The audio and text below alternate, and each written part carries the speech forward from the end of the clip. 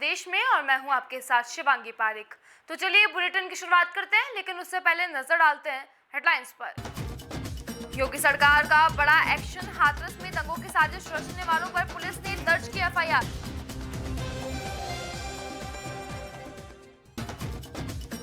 गोंडा में सर्व शिक्षा अभियान के तहत में यूनिफॉर्म पुस्तकें वितरण कार्यक्रम का किया गया आयोजन।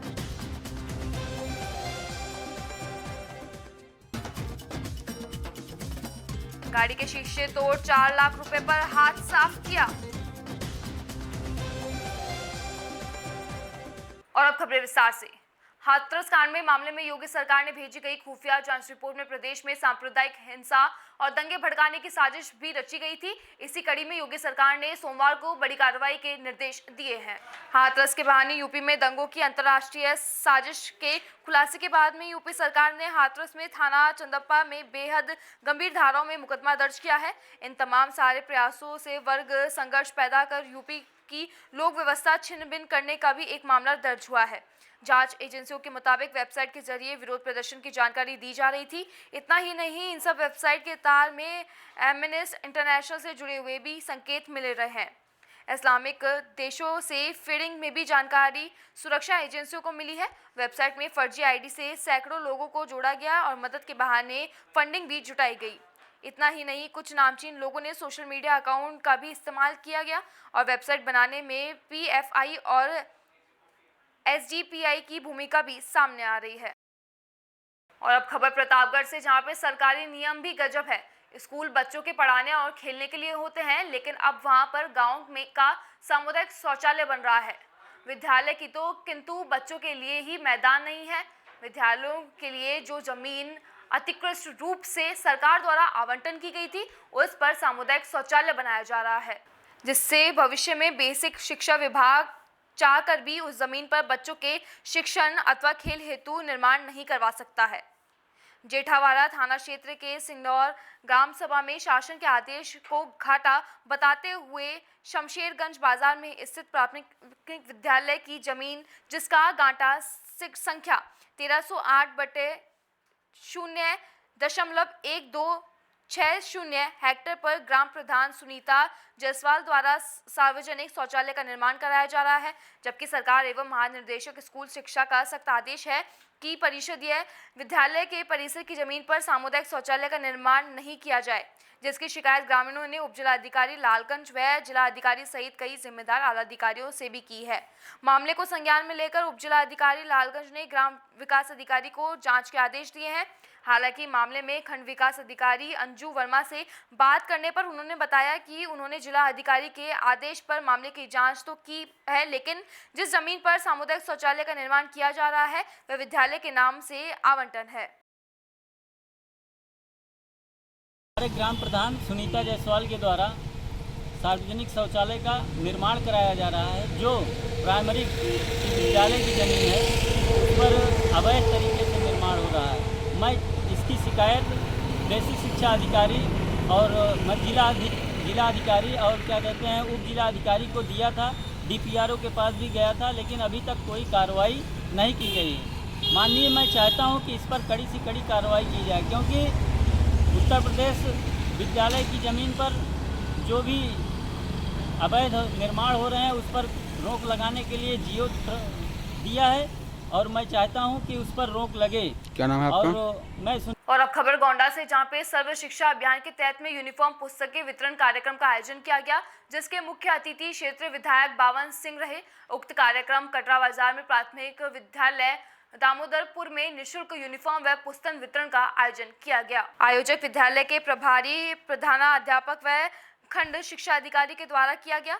मुख्य अतिथि विधायक बावन सिंह ने अपने सरकार के द्वारा की गई उपलब्धियां गिनाई और उन्होंने कहा कि ऐसी कोरोना महामारी संकट में भी हमारी सरकार ने छात्र छात्राओं को लॉकडाउन में भी एमडीएम कन्वर्जन कास्ट देने का काम किया है तथा गाजियाबाद, नोएडा, कोटा से छात्र छात्रा व प्रवासी मजदूर को लेकर अपने मुकाम पर छोड़ा है।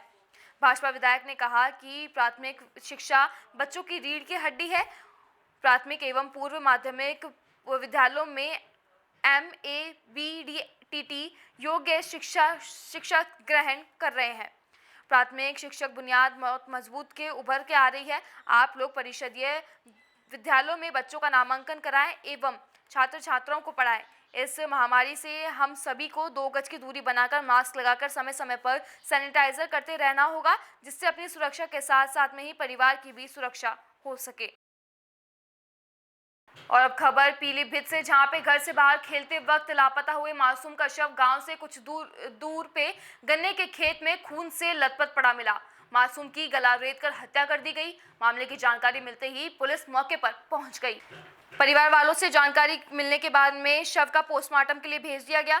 वहीं कोतवाली बीसलपुर में भगारी गांव निवासी मिंटू कश्यप का 8 साल का बेटा कीर्ति कुमार गांव के ही प्राथमिक विद्यालय में कक्षा 3 का छात्र था। शुक्रवार सुबह 9 बजे घर के बाहर खेलते वक्त वह अचानक लापता हो गया। बालक के घर वाले पुलिस को बिना सूचना दिए ही उसकी खोजबीन करने में जुट गए। वह बालक की तलाश करते हुए गांव से 100 मीटर दूर पर स्थित गांव के ही रूप सिंह के गन्ने के खेत की तरफ पहुंच गए। वहां गन्ने के खेत में मासूम का शव खून से लथपथ पड़ा मिला। मासूम का गला काट दिया गया था। उसे लग रहा था कि बच्चे की धारदार हथियार से गला रेतकर हत्या कर दी गई है। बालक का शव देखकर उसके परिजनों में एवं परिवार वालों में कोहराम मच गया। जानकारी मिलते ही सीओ बीसलपुर ललन सिंह एवं इंस्पेक्टर सुनील कुमार घटनास्थल पर पहुंच गए। पुलिस ने परिवार वालों से पूछताछ करने के बाद में बालक का शव पोस्टमार्टम के लिए भेज दिया गया। पिता की तहरीर पर हत्या की रिपोर्ट दर्ज कराई गई। सीईओ बीसलपुर ललन सिंह ने बताया कि बालक के गले पर धारदार हथियार के निशान मिले हैं। परिवार वालों की तहरीर पर हत्या की रिपोर्ट दर्ज कर ली गई है। बदारी गांव में बच्चे की हत्या हुई है, क्या मामला है पूरा?